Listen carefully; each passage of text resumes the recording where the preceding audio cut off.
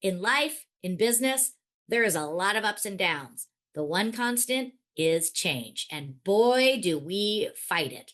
But what if we learned a new way? What if we learned to lean into the opportunities and be able to present that change with a journey of grace? That's what we're talking about today on Clarity in Action. How can we lead through change, not just for others, but for ourselves? I'm Clara Capano, and this is Clarity in Action. Welcome to Clarity in Action. This is the show where we have real conversations that are going to challenge your perspectives and drive real action. So if you are tired of holding back and you're ready to make bold moves, this is the show for you. Join us as we are going to take you from confusion into clarity. Hi, everyone, and welcome back to another episode of Clarity in Action. When I started this show, I really wanted to create a platform that was going to be real, something that was going to break through the myths and give us real, tangible strategies and thoughts so that we can go forward. And we're really doing that today. You know, change is inevitable.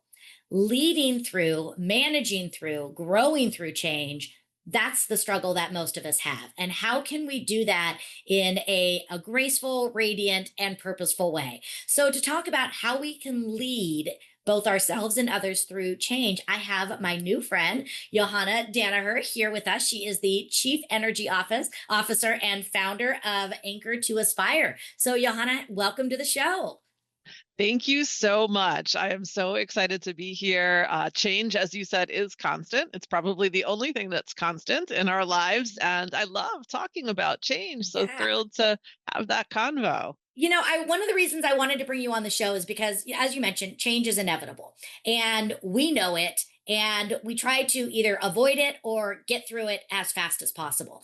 So, talk with me sort of from a leadership perspective, whether it's leading your team, leading others. Why is it important for us to not rush through it and to more thoughtfully lead through change? Yeah, and I think the thing that's so important about leading through change is taking the time to understand how we're feeling in the moment of change, right? And if we rush through a change process too quickly, we don't allow ourselves to have those authentic emotions to come into the mix, right? And all of a sudden we're so focused on the end goal that Mhm. we might actually miss the deviations that are the really important components of a change, right? We're so focused on the outcome, we miss the moments of meaning. We miss the moments of connection. And sometimes we miss the magic that a change might actually be bringing to us. Yeah, I would love if you could go a little deeper into that on some of these costs. You know, have you seen firsthand with yourself, the people you've worked with, like when we're moving too fast, you mentioned these moments of magic, these moments of learning, but like what are some of the costs of moving too fast? Yeah, some of the costs are I would say from a business perspective, we have an assumption that we know that this change is going to drive an outcome. Mhm. So we that's an assumption that we've made, right?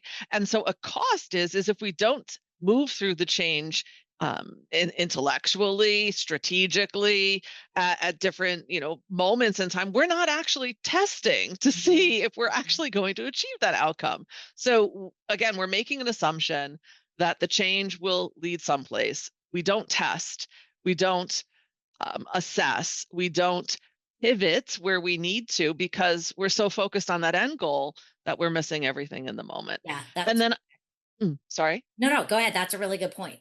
Hmm. I think the other one that is also really important is that there are these components of change that are very much about again, what is happening, but not how is it happening. And those are the things that we also miss is the impact that the change has on ourselves, on Hmm. the team members that we're leading, on the customers that we're making the change for, right? We have to check in on those emotional components as well. Yeah.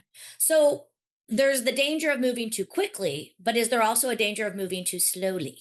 Yes, I would say absolutely, right?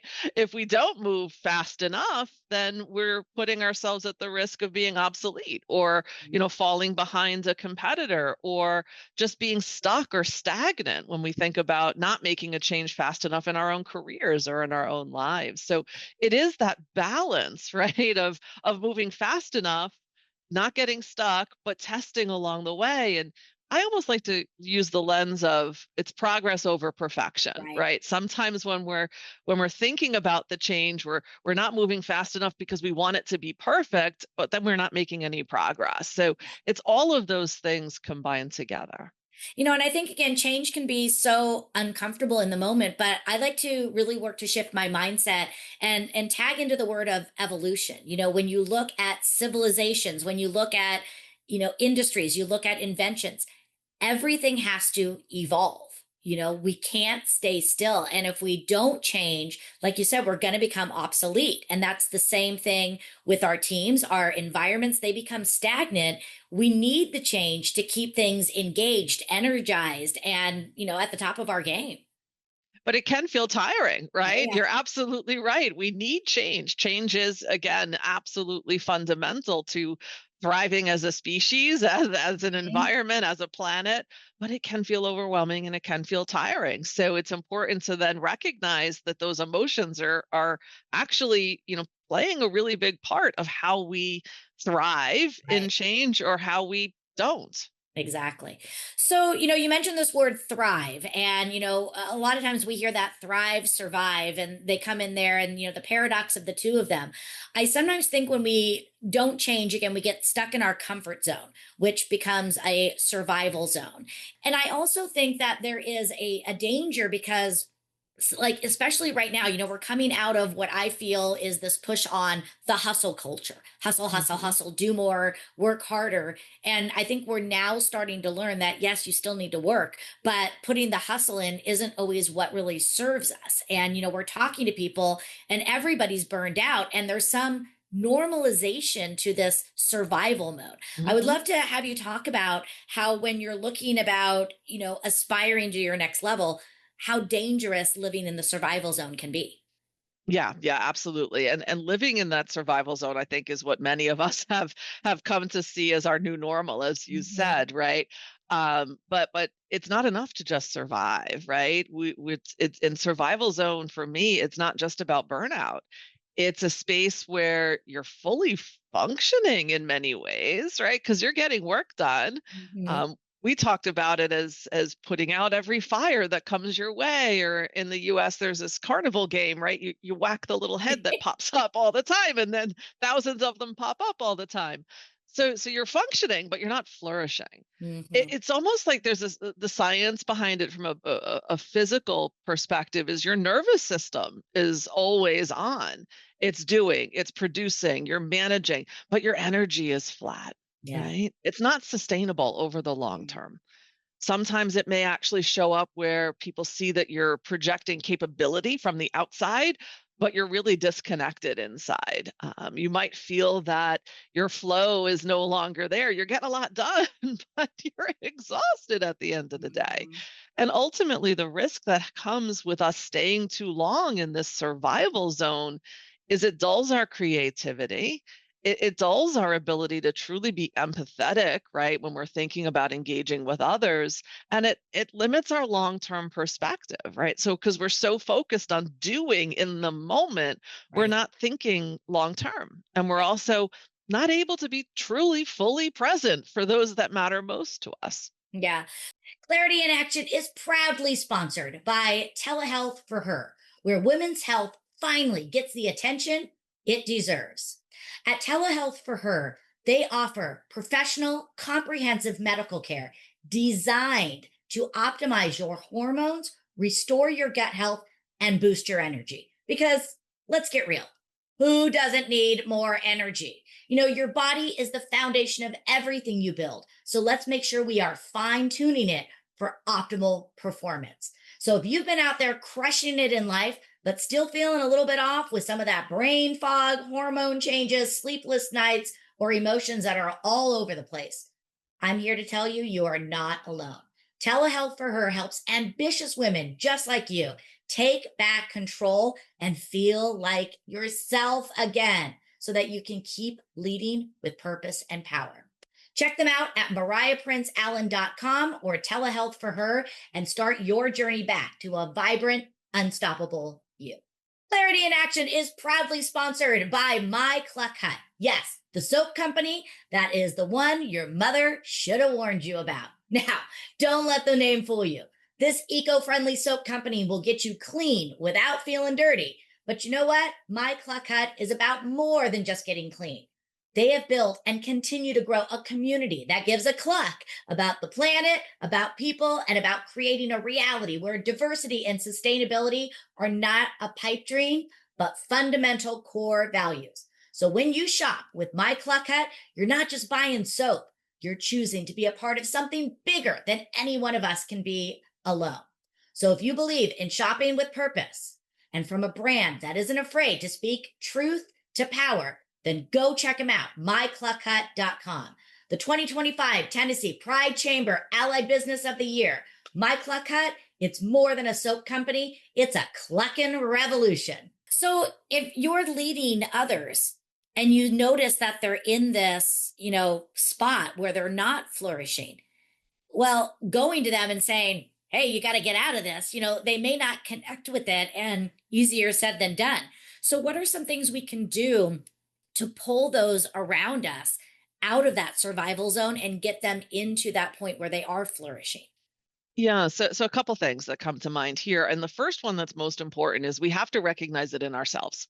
Mm. And the way that we recognize it in ourselves in a lot of ways is that reflection. So I do a simple practice myself, and I look at my day, right? How often in the day was I in the survival zone versus how often was I actually in the performance zone? So focus on yourself and understand, where are you surviving versus performing? And where are you in flow, and everything is just sort of, working really, really well. You're highly energized, because you can't recognize it in others until you recognize it in yourself. So that's the first thing that I think is important. And then when you do start to see it coming to life in your team, this is where you have to take a pause. You absolutely have to create that space. And the Energy Project is a group that I worked with years ago, and they call that the renewal zone, right? It's Mhm. actually strategically taking a pause. Yep. Stop, work, do a breathing exercise, talk to your team member, bring them aside, go for a walk, have an open conversation about how are they feeling. Just ask those questions. It's about the pause that allows us to reconnect to, what energizes us. Because Yeah. if we're too operating over there, we're going to burn out. And once we burn out, it's very hard to get back. It is. And again, going back to, the way that I think we've been taught that the performance zone is where we're supposed to be.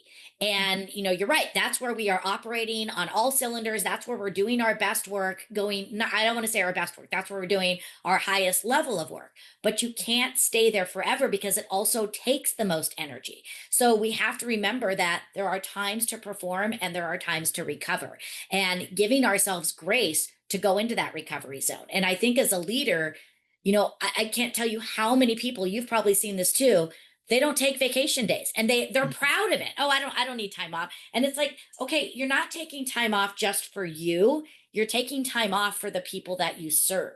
Yes. Because if you don't take that pause, you're not going to have the energy, which then leads to your focus to be able to again serve. So we have to understand the beauty and the marriage of the performance and the recovery, because you're right, if you don't blend the two of them together, and they really work in tandem, not against each other. Yeah, they absolutely do. It's a dance, right, between the two, right? So you're Mhm. performing and you're renewing, Mhm. right? And you have to create the space for your team for that. And I love that you just highlighted, like, many leaders, right? That's a glorification of busyness, and we don't take vacations often, right? And it reminded me of a time in my career, and this was early on. I was leading a project, so I was an individual contributor. I didn't have a direct team at the time, but I was leading a cross-functional project, and it was a big, very visible project. And I had a vacation planned, and I was going out on vacation, and there was a growth opportunity for someone who was, on the project to come in and take the leadership role while I was on vacation. And I wanted to ensure that this person was able to shine. I was so invested in their growth. I created this as a gig for them. It was so important for me that they had this opportunity. And so I was planning for the vacation, And I set her up for success and made sure she had all the resources that she needed. And I went out on vacation and I checked in. I called in, sent a couple of emails, checked the folder to see how it was progressing, wanted to make sure that she was getting the answers that she needed. I kept checking in. I came back after that vacation. She was so successful. The project was implemented. She had this great opportunity to present to senior leaders, so she got visibility. But I noticed that something had dramatically changed in our relationship. I was like, she's not fully invested in implementing this program. She was like, so all in, but that changed, and I didn't know why Mm. because I thought she had done this amazing job. And she was like, "Okay, here you go." And I was like, "Well, wait a minute, what's going on here? Let me understand." And what I thought I had been doing as showing support and ensuring that she had all of the things that she needed to do actually signaled to her that I didn't trust her. Yeah. Yeah. So I not only was signaling it's not okay to take a vacation because I was checking in the entire time I was on vacation. So I really wasn't on vacation. It also signaled I didn't trust. Yeah. That for me was that profound moment to say, I was so focused on what I needed, right? Not what she needed. Mhm. So I thought I was doing something great, but actually it completely backfired. Yeah. And I think people want that. They want to feel not only a sense of belonging, but, they want to make others proud. They want to be like, you can trust me. And when we have that foundation of trust, it really elevates everybody and it elevates the work and the product that we do. I want to switch gears for a moment because I think also when we're going through change, another misnomer is just put a smile on your face. I got it. Everything's fine. Isn't this amazing? Oh, it's going to be fantastic. And, yes, we want to be positive and we want to be excited about the change, but over positivity and we call it toxic positivity, people can smell and spot fake a million miles away. So talk a little bit about how toxic positivity through change is actually not a good thing. It is completely not a good thing. It ignores the pain. It ignores the complexity. It ignores, the reality that many people are facing. And yes, we want to be truthful. We want to be honest. We want to talk about the opportunity that comes with change. Mhm. But to do so in ignoring the challenge is discredits everyone, right? And it doesn't set you up for success because people are not bought in on the Mhm. change, right? Because they're like, okay, here we go, yet another thing that's coming down. So it's this whole idea that you have to recognize how people are feeling. It comes down to emotional awareness and emotional intelligence, right? Not everybody is going to have the same experience with change. Not everybody's going to believe that it's positive. Not everybody's going to believe that it's the right thing to do. And that's okay. Yeah. Right. So I like to talk about it as optimism. Optimism is so you can hold both what I would call the sunlight and the shadow Yeah. equally important, right? Because both are real and both are true. There are opportunities, but there are also struggles, and we have to recognize that's the case. Mhm. And I like to think about it as like grounded hope. It was a phrase I read in a book of a number of years ago. So it acknowledges reality but chooses possibility, right? So it's the idea that I can have hope, but it has to be grounded in the reality of what we're going through, right? It has the roots in the reality that we live. Mhm. It's not pretending everything's fine. Yeah. It's believing that even when things aren't, something meaningful can still grow. Yeah. And, I talk a lot about obviously clarity and doing that. And I think, having the clarity of vision and being able to communicate that is important, yet it's still only one step. And I think a lot of leaders, they stop there and they think, well, if I just lay out the vision and how the vision's going to make them more money or whatever, they should be fine with it and it's good. And they then, like you said, they ignore the shadows. And even though they might say, I can see the end and I like the vision, we can't ignore the discomfort that they're in right now and still wondering, how does this impact me? What's my role in this? How is it all going to work? And giving them the space to grieve the past because again, even if it's a good thing, you still got to grieve on some level. So how can leaders, do a better job of slowing the process and allowing for the optimism, but not the over sticky sweet Mhm. positivity? Yeah, and I think it starts again with being authentic, right? And being comfortable in saying, "I don't know." Mm, Because sometimes people want all the answers up front when and having answers helps minimize the impact of the emotional aspect of the change. yeah. But you don't always know what all of those Mm, answers are going to be. So being honest and upfront saying, I don't know, but I'm here for you as we go through this together. yeah. Right. So I don't know what the changes are going to be. And I don't know how that's going to impact you as an individual. Yeah. It's empathy in action, right? It's recognizing the challenge, but also demonstrating the compassion that you have for people. So I think it starts there. Be authentic. Don't be afraid to say, I don't know. Be compassionate. Listen to your people. And ultimately, start every day asking people, how are you feeling? Yeah. Oh, so good. So good. So now, Johanna, I know that you're doing a lot of this sort of energetic leadership and again, getting people and helping them do this for themselves. Talk to us a little bit about what's next for you. What are you working on now? Yeah, so a lot of different things. I'm working on building a business. So I left my corporate career in February of this year. So building a business, trying not to get in my own way, right? Going through your Recognizing own that change. own change. So that's a lot of what I'm doing. But I'm also spending some time reconnecting with some of the things that have brought me joy that I haven't done in a long time, and realizing that I need to walk the talk in a lot of ways, right? We talk about embracing change, leaning into complexity. I talk about the importance of the pause, Mhm. and I'm recognizing I don't do that for myself. So I'm creating those spaces for myself to take intentional pause, go out in my garden, spend time with my daughter, do some cooking again, because those are the things I love.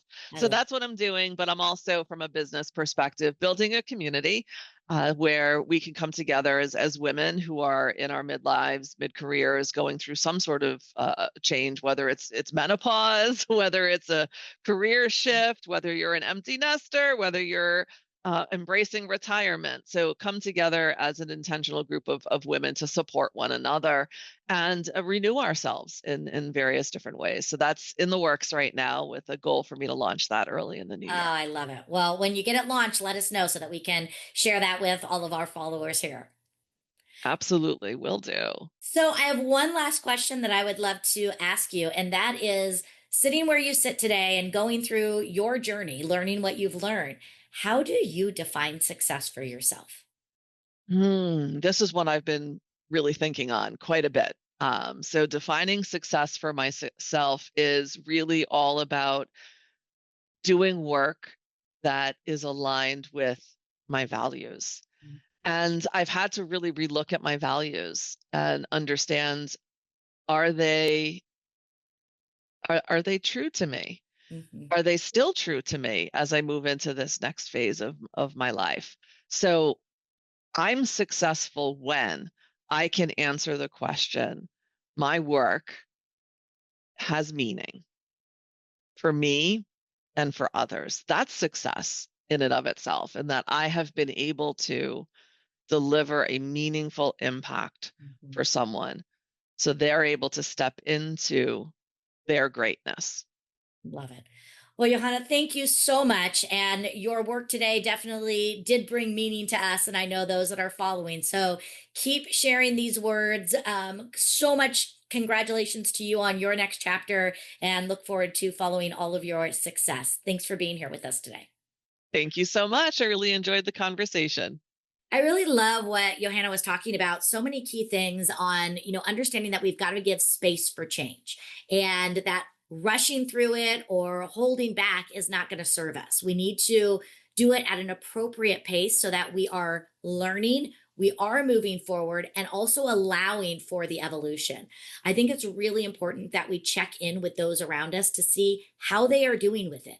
Again, they may still be very excited about it, that doesn't mean they're not struggling with it. So, talking with them, giving them the freedom to look at the opportunity and also have the space to work through it, together in a group. I love the idea that if we go too quickly, that we could ignore the complexity of it. And this is where so much of emotional intelligence comes through.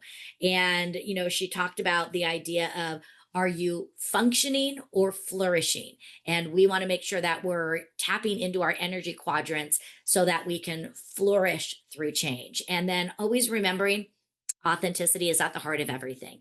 Don't just put a smile on it. Don't just be the cheerleader on the sideline. Be in there. Be clear, be transparent, be authentic, take time to ask questions, take time to listen, and lead your people and lead yourself through change. So thanks for being here. Change happens every day. So make sure that you are sharing these messages with others so they can have the grace in the journey with them as well. Thanks so much. We'll see you next time for Clarity in Action.